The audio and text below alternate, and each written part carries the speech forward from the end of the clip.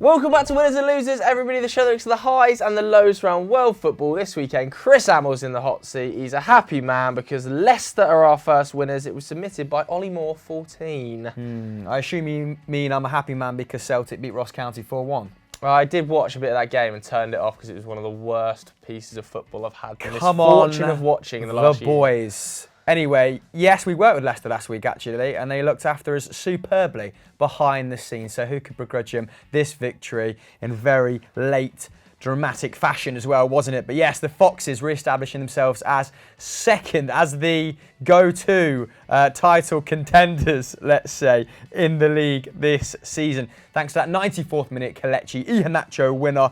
And they've got a knack of scoring late nowadays. That was only their 6th ever 90th minute winning goal in a Premier League match, 3 of which have come since the start of this season. Leicester fans starved of late drama before that. And it was a pretty deserved result too. Nearly 70% possession, double the amount of shots on target to Everton with 6. XG putting it at 2.3 to 1.3 in the home side's favour. So despite only just getting the result, they'd done enough prior to that Iheanacho goal to come away with all 3. And it's now subsequently Leicester's best ever start to a Premier League campaign. Crazy. Even better than their title winning campaign. They're actually 3 points better off after 14 fixtures than in 15-16. They went 1-0 down to that Richarlison header. It's a well-taken header. But who else except Jamie Vardy to pop up with the equaliser? He's now scored in his 6th consecutive Premier League game. Can he get anywhere near that run of 11 when they lifted the trophy? And then up pops Iheanacho, who actually provided the assist for him as well. He was exceptional when he came on. Jamie Carragher saying it was the best he's seen him in the Premier League. I mean, let's not forget about his breakout campaign in 15-16 when I think he scored 8 goals and 7 starts. But yes, he was very, very influential in tipping this game in Leicester's favour. His first league goal in 24 attempts. Congratulations, Kelechi. It's been a long time coming, but yes, he really did take the initiative to Everton in this game. Let's hear what manager Brendan Rodgers had to say about his super sub. Kelechi coming into the pitch was a big turning point for us, and I'm so happy for him because him and the other guys that don't play so much, like you said before the game, Jeff, we haven't changed the team for the last numbers of games, but these guys are still working tirelessly and being ready if they need to come into the game, and for him, so pleased. On the flip side, though, for Everton, it was another dark day for Marco Silva as the pressure continues to mount, doesn't it? They're in 17th now in the league, just 2 points above the relegation zone, have been defeated 8 times and conceded 4 90th minute and onward goals. Just tragic stuff from a club who have a massive spend over the last 4 or 5 seasons, and under Marco Silva in particular, didn't have the worst summer. Okay, they didn't get necessarily the centre-back they needed, but there just seems to be so many problems with that starting 11. It actually does probably reside with Marco Silva. Across the course of his career, he's averaged 52 games per club. I think that was about his 54th, 55th yesterday. So we're around sack Marco Silva territory right now. Get the gong out. And I have to say, I think the only reason that he's being kept in a job is the fixture list. If they didn't have such horrible fixtures coming up, I'm sure they would have looked for a new manager. But what's the point of bringing a new manager in if he's only going to go and lose his first 5 or 6 games? Because they've got Liverpool, Chelsea, United, Arsenal as 4 of the next 5 fixtures, which is just a grim run. Saying that, he did very well in a kind of similar stretch of games, didn't he, last season towards the tail end against top sides. So it could be a bit of a blessing in disguise for Marco Silva that they're not going to bring someone in because the new manager invariably doesn't want to play these games. Yeah, I mean, it's pretty tough if you're Marco Silva, isn't it? Like, I think he must know that he's about to be sacked. And I think the fans know he's about to be sacked. I feel like the players know he's about to be sacked. Pretty hostile reception for him at the game. It just feels like he's waiting for the boot and the board just aren't giving it to him just yet. But another manager from the same game, Brendan Rodgers, we have to talk about him because despite winning and playing brilliantly and sitting in second place in the table, there were hints after the game in his post-match interview that Arsenal might well be on the table. Give this a listen. Is there actually a clause in your contract that if a club meets it, you can go? No, listen, there probably is in most managers' contracts, Jeff. Listen, it's all hypothetical, all these types of situations. I think for me, in this moment, we've had a brilliant win today. As I said, we came back really, really well. My focus is very much with Leicester, and like I said, I made a change 8-9 months ago, and I came into here, and I'm been so happy since I come into here to work with the players, and I feel we still have a lot of work to do. So like I said, most managers' contracts will have something in that, but for me, my only concentration on is Leicester. That felt, Joseph, like a little cheeky wink and a nod there at the camera. And given his past credentials, don't really want to talk about it. It would not surprise me if he left Leicester a third the way through of the campaign to take the helm at Arsenal. He would have absolutely no issue treading on a club like Leicester, using it as a stepping stone to get back to a top 6 club, which he is good enough for. Let's have it right, tactically speaking, results-wise. But yeah, he's desperate to get back to a big club, or what is perceived as a big club. Admittedly, they're a bit of a shambles at the moment. And squad-wise, it's probably a small step down. Leicester are probably a more well-balanced side. The talent's probably more evenly distributed. But let's go with the hypothetical. A word he used, a turn of phrase he used in there. Could he get Arsenal, firing again? Because it doesn't seem like Freddie Ljungberg is really viewed as a long-term replacement. Yeah, I think Arsenal need to or get off the pot on Freddie Ljungberg. Either hire a manager or keep Freddie Ljungberg for a minimum of 6 months and say he's going to be here. I think that they want Allegri probably. Whether Allegri wants them remains to be seen. Obviously still learning English as well. I don't think they're going to get Pochettino. Seems like he wouldn't step on Tottenham's toes quite that much, in the same way he wouldn't go to Barcelona because of his Espanyol connections. And I look at the other candidates, he's probably the best, Brendan Rodgers. Of all of the other names available right now, Brendan Rodgers is the best. So you can see why Arsenal might well want him. I think Arsenal fans are still a little bit unsure as to whether he would be the right man. From the Arsenal fans I've spoken to, they think he's a good coach, but don't necessarily think he's the right man for Arsenal.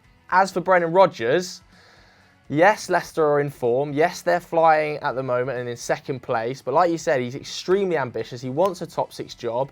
And it might not be as simple as being able to get a top 6 job in a year's time. A lot of those positions might be filled by other managers that are going to become available, the likes of a Thomas Tuchel potentially. So this could be the main opportunity for Brendan Rodgers to get a top 6 job. And yes, he's already in a top 6 job because Leicester are second, but he will back himself to go into Arsenal and get them up and get them firing up the table. I just think that he'll look at that squad and think, if I can get the right defenders in January and next summer, the squad is probably better than Leicester's. Yeah, the forward line's better. I think there's a lot of talent in the midfield. The defence is a total absolute shambles. I suppose the two strains of thought here, maybe if you're Brendan Rodgers, is how much more can I do with this Leicester squad? But then at the same time, Leicester are building a new state-of-the-art training facility.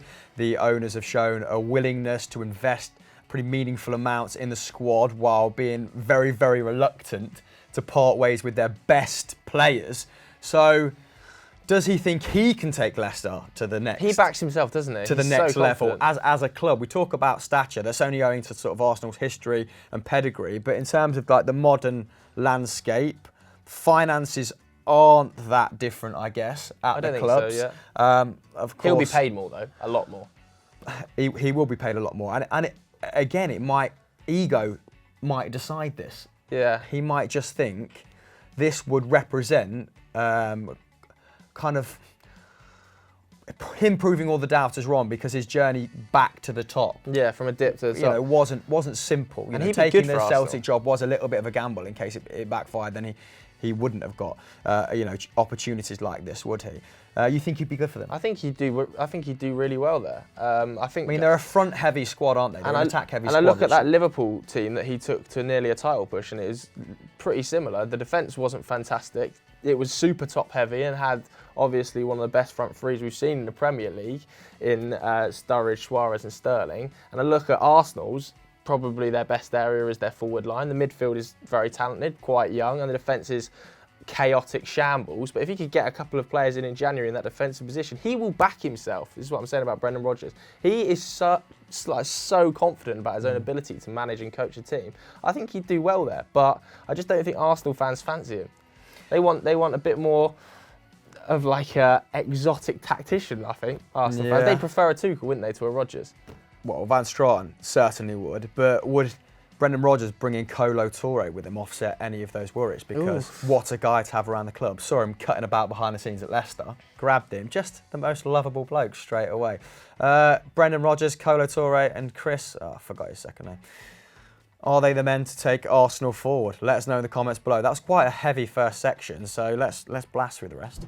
Our first losers then are the Manchester clubs. This could be a Football Daily first. 2 for 1, you lucky devils. This comes from Seaver the God. Both doing not so good this game week. Yeah, particularly Manchester United. So let's start there. 2-2 against Aston Villa at Old Trafford in what I would describe as an absolute must-win for Ole Gunnar Solskjaer, given that he's got Tottenham and Manchester City in his next 2 fixtures and lost away against Astana in Kazakhstan midweek. Not a good start to the season. In fact, the worst in Manchester United's Premier League history. He's only taken 26 points from his last 22 games. Bearing in mind, Emery took 28 and Mourinho took 35 in the same amount of fixtures. He's got a 28% win rate since he was permanent manager. 28%. Just bear in mind, David Moyes had 52% when he was let go. I think Louis van Gaal and Mourinho both had around 50 as well. So he is way off the pace right now since he was given the permanent job. That's what I got on my last Mandarin exam at university, 28%. True story. Brilliant. Yeah, we're just all over the place, aren't we? I mean, we're 22 points off Liverpool, who are obviously flying at the moment, and closer to the relegation zone than we are the top of the league. So we do seem to be going backwards under Ole Gunnar Solskjaer, and he obviously does deserve some criticism. Not set his team out brilliantly well, not coaching them particularly well, but what I will say is the midfield Manchester United are able to put out right now is a bottom half midfield. It's a 16th to 20th in terms of personnel. Fred, Pereira and Mata on the weekend is an absolute disgrace. Pereira wouldn't have got in Villa's midfield. That's what I would say. Pereira would not have got in Villa's midfield over Jack Grealish, who's got 7 goal involvements in his last 12 games, over John McGinn, who was able to adapt, played more defensively and put in 5 tackles on the day. Fred looks okay, but what's the point? Juan Mata probably should have been sold 2 years ago, still plugging along somehow without any pace left in his body and unable to create any chances. United are being totally dragged along at this point by Marcus Rashford, who's having a fantastic season. I think in November he was averaging nearly a goal a game, or a goal involvement every single game, flying. But as a club, it's a mess, isn't it? Ed Woodward is probably about to sack his 4th manager of his tenure. Although he has come out more than one time in public and said he is going to stick by him, and as a result, Solskjaer probably will see it out to the end of the season, I imagine. Which I'm not sure. I'm not sure if that's an admirable quality to stick by your manager who's trying to execute a long-term vision, or if it's just a bit silly at this point because his win percentage is 28%. Well, I feel really sorry for Ole, to be honest with you. He's got the worst tools of any of the managers that have been there at his disposal. But did spend a hell of a lot of money in the summer on, and we do have on 2 players. And we do have one of the best defences in the league. So he signed defenders and the defence improved. We got no midfielders, we sold midfielders, we let midfielders go, none came in. If you're going to let the likes of, I know he wasn't a good player, but a squad player, and Fellaini's gone since Jose Mourinho's left. You've seen Herrera go since Jose Mourinho's left. That was a big one, wasn't it, Paul Herrera? Pogba has not been fit for the last 3 months. Scott McTominay's out for 6 weeks. There's massive problems in the midfield. Not all his fault. Some of them potentially are. But I mean, talking of midfield, Ed Woodward has got to go. In the words of Claude, it's time to go, Ed. Oh dear. It's a disaster. I mean, in terms of midfield, how many of Aston Villa's midfield would you have taken? I mean, not prior to the season, but now given the start they've made, you know, we've got a lower half midfield, a 16th and downward midfield. That's the state of the club right now. And although Ole's not doing well, the other managers that have been sacked, the Emerys and the Pochettinos that have been sacked, had a far better group of players to deal with than Ole Gunnar Solskjaer has right now. And it's not to say he shouldn't be sacked. I'm kind of ambivalent towards it. Don't think it'll make any difference as long as Ed Woodward's there. Even Pochettino coming in must look at that midfield and go, what on earth do I do with it? What on earth do I do with a midfield of Fred, Pereira, James Garner and Juan Mata fit? That's the only players we've got. Would you take McGinn? As has been touted for a little while. I mean, you'd have to. For the princely sum of 50 mil? I mean, you'd have to because we haven't got any other midfielders. We've actually run out of players in a position. It's insane. Manchester United haven't got any left. Where are they? I don't know. Shambles. You were quite poised before we started that section, and now I'm fine. I not just sure don't where think we anything are. will change. But what I will say is that Pochettino's only on the market every 5 years probably, and Man United are probably looking at that. We know they held talks with Pochettino around January sort of time, so it wouldn't surprise me. I just don't think it'll make any difference. really, Yeah, make no I don't think difference. there's going to be any upturn if Poch came into the club now. I mean, there would be a bit of a swing. You always get a new manager boost to a level, don't you? And then we'll just revert to type.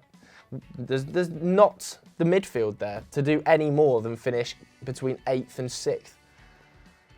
Okay, fair enough. That's pretty damning. Should we move on to Manchester City? Yeah, let's move on to Manchester City, because at least that'll cheer me up a little Gone bit. completely off script there, completely off piste. But we're going to rein it back with the Manchester City game, and they can probably feel slightly more aggrieved than Manchester United at having to share the spoils in their 2-2 draw with Newcastle. Now, XG had the game at St James's Park at 2.4 to 0.2 in their favour, which is pretty unsurprising given that they generated 24 shots. Jeez. 24 to the home side's 6, putting 9 on target to the Magpies' 3. Pretty good conversion rate from Newcastle though, 50% on target. Kevin De Bruyne's efforts alone deserved more in this game, with the Belgian midfielder taking 6 shots and creating 6 chances for his teammates. Shockingly, they're both match highs. They were both match highs. Even get your tenses right. And he had to perform in the absence of Sergio Aguero, didn't he? Who is normally the scourge of the North East. I think he scored 15 goals against Newcastle. Absolutely ridiculous, but he didn't feature here. And KDB's thunderous strike in the 82nd minute deserved to win any game, didn't it? Absolutely delightful. Only Jamie Vardy, as a result, has been involved in more Premier League goals this campaign. Twice City took the lead. Twice they were pegged back. Raheem Sterling actually opened proceedings, didn't he? With his 8th of the season, he actually had 12 touches inside the box, if memory serves me correctly, which is 4 more than Newcastle's entire squad put together, which is a really good indication of how this game unfurled. Actually, second half was pretty bad, and Steve Bruce's men very sort of militant, very disciplined. Steve Bruce has taken more points at this stage of the season than Rafa Benitez did last year. So, Steve Bruce the genius. Shout out Rafa. Brucey. I think a few of those were Brucey bonuses though, weren't they? Be very fortunate to go through that streak again against top clubs. That was Raheem Sterling's 9th goal involvement in 13 starts. XG actually thinks he should have more. XG thinks he should have around 12 given his attacking endeavours. He's been particularly unlucky in the assist department. I think he's only got 1 to his name. He should have around 4. And that equates to an expected goal and assist value per 90 now of 0.99. So let's not get it twisted. Raheem Sterling, despite this underwhelming sort of performance, is still one of the Premier League's best. We're talking about KDB, we're talking about Jamie Vardy. He is still at the forefront, isn't he? Shout out to Miguel Almiron as well. From a Newcastle perspective, he registered his first assist first goal contribution in 24 games, I believe. He's been huffing and puffing. Finally, the house was sort of blown down, laying on Jetro Willems for his driven equaliser on 25 minutes. Just 3 minutes after Raheem Sterling's first goal, actually. Then John Joe Shelby pretty much guaranteeing his place in Liverpool folklore, despite not having played for them for about 6 years, with his 3rd goal of the season. And 11 of his 17 Premier League goals have come from outside the box. Only 2 players have a higher ratio. Can you name them? Let us know in the comments below. Pep's side now 11 points behind Liverpool. Game over. Joe, how long before we officially say game over? Yeah, I think it's game over, isn't it?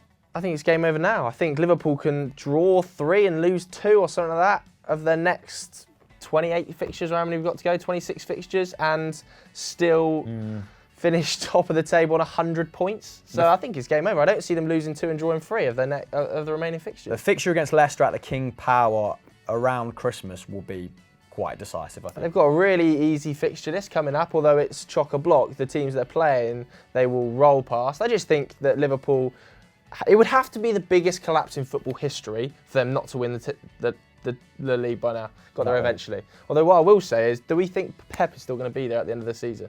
I listened to the Athletic podcast midweek. David Ornstein saying he's heard rumblings that he could be off. Okay, I mean, yeah, continuity though. Arteta, and that's why I think Arteta's probably not going to go into the Arsenal job and that Brendan Rodgers might, because Arteta is definitely holding out for the City job, knowing that you probably only have to wait two years max. Even if Pep does sign a new deal, I think Pep's going to get bored in a couple of years' time, and then probably go manage Brazil.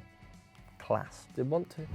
And if you're not a member of Team FD, then click subscribe as displayed on screen now and turn notifications on to never miss an episode of Winners and Losers. Let's move on to our next team, Joseph. Moving on then to our final winners, it's West Ham, submitted by Rye Jams Castle 216. Yes, the Ham arrested a run of 8 games without a victory with a 1-0 over Chelsea at Stamford Bridge this game week. Pellegrini, had he lost this game, he might have been in the same conversation as a Marco Silva. But West Ham do love playing against Chelsea, don't they? It's pretty much their biggest game of the season. Is that right? Maybe. Don't know. Aaron Cresswell's 48th minute strike was the difference between the sides, though Mikel Antonio did have a second goal ruled out by VAR. He's coming back from injury, looking dangerous when he's on the pitch. Music to West Ham fans' ears. However, let's not go over the top. Chelsea took 19 shots to the Irons 5 and XG had it at 2.73 to 1.12 in the Blues' favour. But this is why we love football. Sometimes XG can just get in the bin.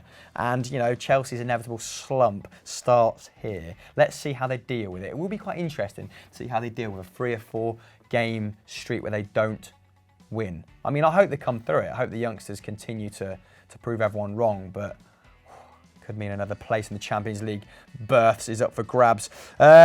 Yeah, let's get back into the game though. Still pretty concerted rearguard action, managed to keep out Lampard's sides. The Irons making 25 tackles and their season average is around 19 per game. It's getting very granular, but just a good representation of how good they were defensively in this game, and 14 interceptions. They usually average 12. Hammers keeper David Martin making his Premier League debut, aged 33 and 312 days, made 6 saves and became the second oldest goalkeeper to keep a clean sheet on his PL debut, behind Bernard Lamar, who also did it apparently for West Ham in 1998. 50-50. And this is what it meant to him. Lovely scenes at the full-time whistle.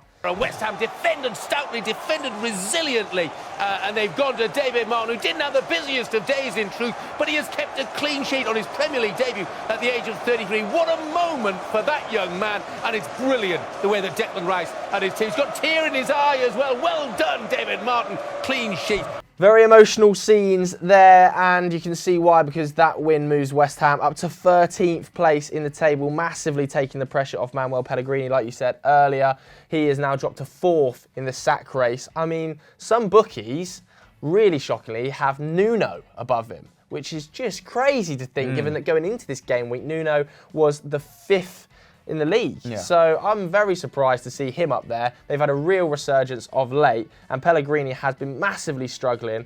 But for Chelsea, a lot of people have been pointing towards Tammy Abraham's absence as being the massive factor as to why they didn't get anything out of this game. So poor finishing really shot themselves in the foot there, particularly from Olivier Giroud, who had a bit of a stinker, quite frankly, and has been falling out of favour more and more with Frank Lampard, and it's easy to see why. He's averaging just 1.4 shots per 90 this season. That's around half of what he managed when he first arrived at Stamford Bridge. So 1.4 shots we would kind of look at and say that's nowhere near good enough. The elite strikers kind of 4 or 5 shots per 90. Giroud really struggling, and a massive drop off from Tammy Abraham. I mean, Christian Pulisic racked up 1.1 XG by himself in this game. Oh, wow. And they still didn't get anything out of it. I mean, going back to Giroud, he only touched the ball 21 times against West Ham. You can see that he was isolated. You can see that he was struggling. Chelsea had plenty of shots, but he just couldn't do anything with them. Probably one of the worst displays under Lampard's reign, and I'm sure he's going to want to turn it around. But what I will say is ever since Jody Morris did this ridiculous tweet, they haven't won a game. So maybe Jose Mourinho knows what he's talking about, because he's flying at the moment, and Chelsea are plummeted. Rounding off the show then, it's Moise, and unsurprisingly, he's put Watford and Flores in the bin. I believe he said you pick, so we just went for both. Yes, we have gone for both because Watford lost that massive relegation 6-pointer. It feels weird to say that so early in the season, but it definitely was. 2-1 away from home against lowly Southampton. That leaves them 3 points adrift of 19th place Norwich with a -19 goal difference and the worst goal scoring record in the league. They only scored 9 in 14 this season under 2 different managers. Flores, of course, got chopped. Hanwell's going to speak about that after I've gone through the game, because going into it, both sides were in utterly horrific form. Watford have won 1 of their last 18 Premier League games, which is just an absolute disgrace. And Southampton were looking to end a run of 8 Premier League games without a win. 2 draws, 7 losses. And it was Watford who got the opener too, wasn't it? Ismaila Sarr, £25 million signing, getting only his 2nd start of the season, who finally scored his first goal for the club. It's actually quite nice to see, because he is very raw, isn't he?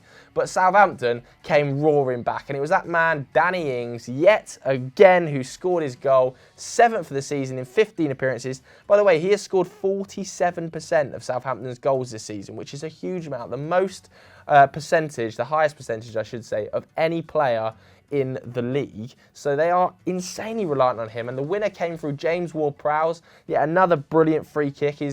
I believe he is scored the most free kicks in the Premier League for Southampton now, other than Matt Letizia. He's got 5, and we all know he is special over a dead ball. But the reliance on James Ward-Prowse and Ings from Hasenhüttl is scary. They have scored all 10 of Southampton's last 10 goals, those two. Ward-Prowse and Ings, you know, that is rogue from me. And Hasenhüttl was desperate for this win, because if he didn't win this, I think he would have been right in contention as one of those top 3 managers that was going to get the sack next. And you can see after the game how much it meant and just how much pressure it relieved. Oh, yeah. Tons of weight falling off the shoulders. Pressure we had before the game to have to win this game. It was clear that we were not playing fantastic or really good football, but that it was so difficult in the first time I couldn't believe. So I'm happy that we turned the table. I'm happy that we take the 3 points, and that gives us a little lift for the Wednesday game against Norwich here. This is the next important game for us. And in the end, the 3 points are the most important thing. As a counterpoint to that relief, you know, that very visible relief on Hasenhüttl's face, is Quique Sanchez Flores getting the sack. This result, an absolute hammer blow for him, despite only being appointed on the 7th of September. Now, Watford have currently got their lowest points haul on 8 after 14 games in top flight history. So you can see why panic is spreading amongst the board. They're sort of reverting to type, aren't they, the Pozzos? If in doubt, get the manager out and just, you know, try and keep experiencing those little bumps that come with a new manager. They've gone through 10 bosses in just 7 years. And in terms of retaining their top flight status, it's worked pretty well. Yeah, 5 years up there.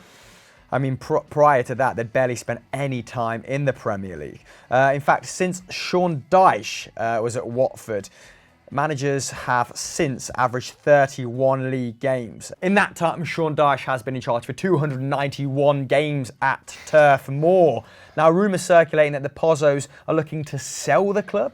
David Ornstein said on the podcast that Joe was referencing earlier that he heard rumblings of a takeover at the club, which would be a little bit surprising, because they're also looking to expand the stadium. It felt like the jewel in the Pozzos football crown. Obviously, they have Serie A interests as well, don't they?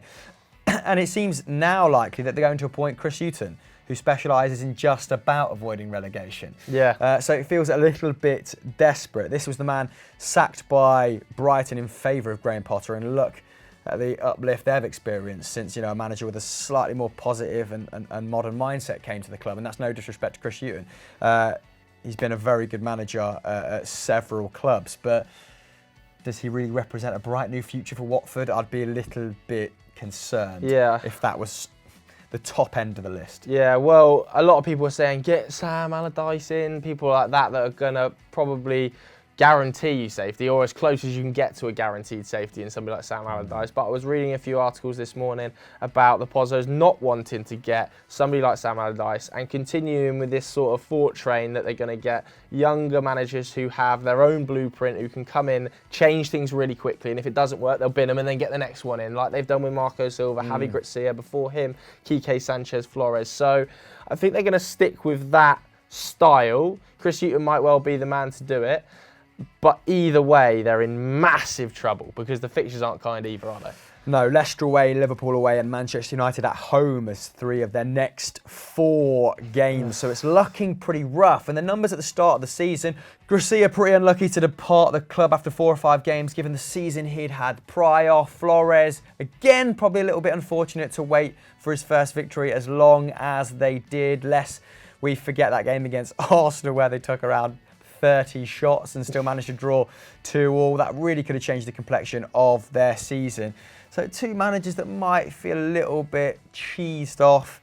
But yeah, the Pozzos carousel continues. Who do you think should take over at Watford? Let us know in the comments below. That is the end of the show. What have we got to plug? Why not go over and watch ERU? Loads of people in the comments below say, why aren't you talking about any European teams? Because we talk about it over on ERU. We run a European channel. Barcelona vs Atletico will be over there. So if you want your fix of Lionel Messi, the alien, go and watch that for goodness sake. And podcasts. And Stat Wars, because, you know... See ya.